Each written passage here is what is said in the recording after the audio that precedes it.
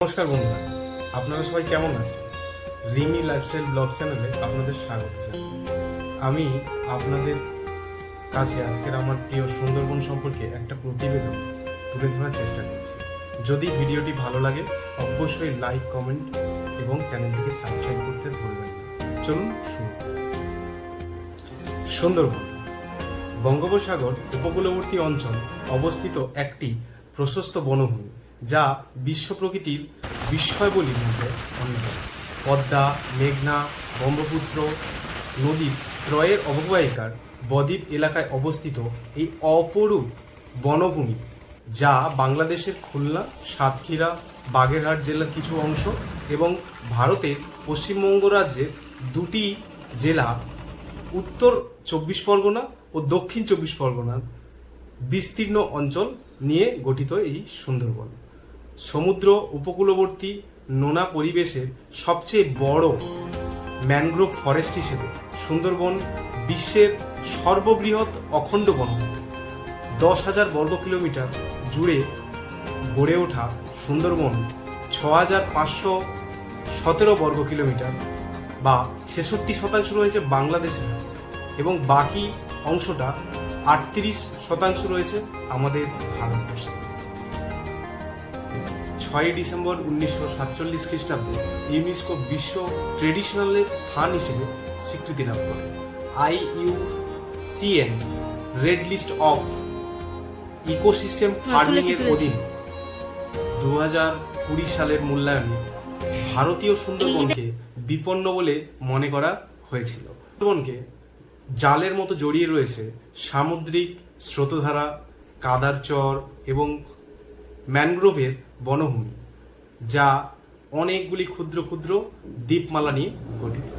মোট বনভূমির 31.1% অর্থাৎ 1,878 বর্গ কিলোমিটার জুড়ে রয়েছে নদী, নালা, খাঁড়ি, বিল। বনভূমিটি স্বনামে বিখ্যাত রয়্যাল বেঙ্গল টাইগার ছাড়াও নানান ধরনের পাখি, চিত্রা হরিণ, কুমির, সাপ সহ অসংখ্য প্রজাতির প্রাণী আবাসস্থল হিসেবে পরিচিত। সুন্দরবনে প্রতি বছর হাজার হাজার পর্যটক ঘুরতে আসেন। প্রত্যেক বছর দেশ বিদেশের অসংখ্য পর্যটক সুন্দরবনের অপরূপ সৌন্দর্য মুগ্ধ হয়ে সুন্দরবনে ভ্রমণ করার মাধ্যমে প্রকৃতির থেকে বিভিন্ন ধরনের জ্ঞান অর্জন করে থাকেন। সর্বাধিক গাছের প্রজাতি সুন্দরবনে পাওয়া যায় তা হলো সুন্দরী ও গরান গেঁয়ো গাছ। মাছ এবং কিছু অমেরুদণ্ডী প্রাণী ছাড়াও অন্যান্য বন্যপ্রাণী হত্যা বা দখলের উপর সম্পূর্ণ নিষেধাজ্ঞা থাকা সত্ত্বেও মনে হচ্ছে বিংশ শতাব্দীতে হ্রাসপ্রাপ্ত জীববৈচিত্র্য এবং বনের পরিবেশগুলির গুণগত মান হ্রাস পাচ্ছে। বাংলাদেশে 1993 সালে বন সংরক্ষণে একটি চক্র তৈরি করা হয়েছিল, যা বাংলাদেশ ও ভারতের উভয় মিলেই এই কাজটি করেছিল। অতঃপর এই বন সংরক্ষণের নিযুক্ত করাও হয়েছিল। উভয় সরকারের কাছ থেকে সংরক্ষণের প্রতিশ্রুতি থাকা সত্ত্বেও সুন্দরবন ওয়াইল্ড লাইফ আজ হুমকির মুখে রয়েছে। 2007 সালের ঘূর্ণিঝড়ের প্রকোপে পড়ে ভূমি ধসনায় সুন্দরবনের প্রায় 40% ক্ষতিগ্রস্ত হয়। সুন্দরবনের জলস্তর বৃদ্ধি পায়। আবার 2009 সালের মে মাসে সম্ভবত ঘূর্ণিঝড় আয়লাতে ব্যাপকভাবে ক্ষতিগ্রস্ত হয় সুন্দরবনের বিভিন্ন অঞ্চল বিধ্বস্ত, ক্ষতিগ্রস্ত ভাবে অবস্থান করে। এই ঘূর্ণিঝড় কমপক্ষে 1 লক্ষ মানুষের প্রাণ কেড়ে নেয় এবং ঘর বাড়ি সব কিছুই এলোমেলো করে দেয়। এরকম প্রত্যেক বছর কোনো না কোনো ঘূর্ণিঝড়ের প্রকোপে পড়ে সুন্দরবন এবং সুন্দরবনের ওয়াইল্ড লাইফ, সুন্দরবনের অধিবাসী মানুষদের দুঃখ, কষ্ট, দুর্দশার শেষ থাকে না। সুন্দরবনের নামটা কেন সুন্দরবন হলো, এখন আসছি সেই টপিক। সুন্দরবন বাংলায় সুন্দরবনের আক্ষরিক অর্থ হলো সুন্দর জঙ্গল বা সুন্দর বনভূমি। সুন্দর গাছ থেকে বা সুন্দরী গাছ থেকে সুন্দরবনের নামকরণ হতে পারে সে বিষয়ে যথেষ্ট মতামত আছে। সেখানে জন্মায় প্রচুর পরিমাণে সুন্দরী গাছ, তাই তার নাম সুন্দরবন। সুন্দরবনের প্রধান বৈচিত্র্য, বনজ বৈচিত্র্য রয়েছে 245টি শ্রেণী এবং 338টি প্রজাতির উদ্ভিদ। উদ্ভিদের মধ্যে প্রধানতম উদ্ভিদগুলো আমি আপনাদের আগেও বলেছি। সুন্দরবনের প্রধান গাছপালার মধ্যে অন্যতম সুন্দরী, গেঁয়ো, গরান, পশুর, বাইন, হেতাল, গোলপাতা, খামুর, লতা সুন্দরী, কেড়া, ধুত, আমুর ইত্যাদি ইত্যাদি গাছের নাম পাওয়া যায়। সুন্দরবনের প্রাণী বৈচিত্র্য বড় অদ্ভুত। সুন্দরবনে ব্যাপক প্রাণী বৈচিত্র্য বিদ্যমান। সুন্দরবনে 500রও বেশি রয়্যাল বেঙ্গল টাইগারের অবস্থা আছে বলে জানা গেছে। পৃথিবীতে বাঘের এক বৃহত্তম অংশ।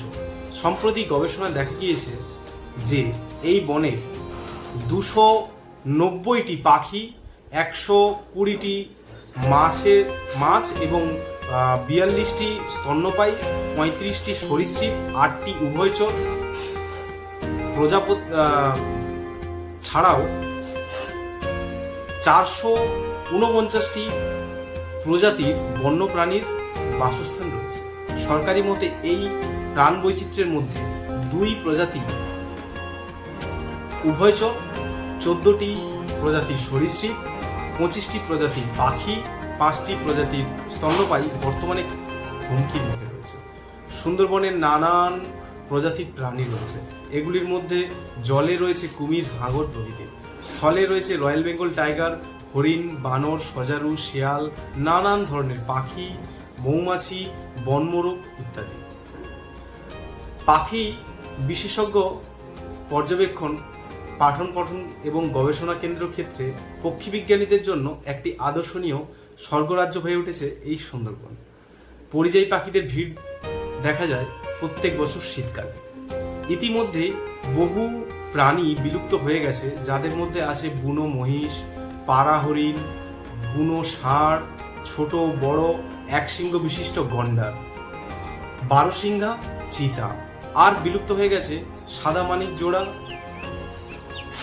অনেক ধরনের হাঁস, তিতির পাখি সহ আরও অনেক কিছু।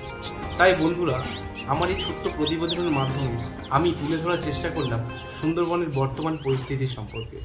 সর্বশেষে শুধু এটুকুই বলবো, যদি কোনো পদক্ষেপের মাধ্যমে সুন্দরবনের প্রাকৃতিক সম্পদ ও প্রাণীকুলকে রক্ষা না করা যায়, তাহলে বিগত কয়েক বছরের মধ্যে আমরা হয়তো এই বর্তমান প্রজন্মে থাকা প্রাণীকুলকেও বিলুপ্তি বা হুমকির মুখে ঠেলে দিতে চলেছি। বন্ধুরা, আমি সুন্দরবন এলাকার ছেলে, তাই আমি চেষ্টা করব আমার সুন্দরবনকে সারা বিশ্বের সামনে তুলে ধরে ও সবার কাছে পৌঁছে দেওয়ার জন্য। আমার এই ভিডিওটাতে যদি আপনাদের ভালো লেগে থাকে, তাহলে অবশ্যই একটা লাইক, কমেন্ট এবং শেয়ার করে আপনার বন্ধুদের মধ্যে ছড়িয়ে দিন। আমার নেক্সট ভিডিও আসতে চলেছে সুন্দরবনের আইসোলেটেড স্নেক আইল্যান্ড সম্পর্কে। হ্যাঁ বন্ধুরা, সুন্দরবনে এমন একটি আইল্যান্ড আছে যেটা সম্পূর্ণ স্নেক আইল্যান্ড নামে পরিচিত। এই স্নেক আইল্যান্ডটিতে সমস্ত রকমের বিষাক্ত সাপ, যেগুলো সুন্দরবনের অন্যান্য অঞ্চল থেকে বন দপ্তরের দ্বারা রেস্কিউ করা হয়, সেই সমস্ত বিষাক্ত প্রজাতির সাপ এরকম মেঘলা হয়ে আছে ভাইপার থেকে তার মাঝখানে নানান ধরনের অজগর, পাটি, যত ধরনের সুন্দরবনের প্রজাতির সাপ, সেই সমস্ত সরীসৃপ, উভয়চর শ্রেণীর প্রাণী এবং সাপ ও নানান বৈচিত্র্যপূর্ণ জীবজগৎ নিয়ে এই আইসোলেটেড আইল্যান্ড, যার নাম লুথিয়ানা আইল্যান্ড, যার অবস্থান আমার বাড়ি থেকে মাত্র 20 কিলোমিটার।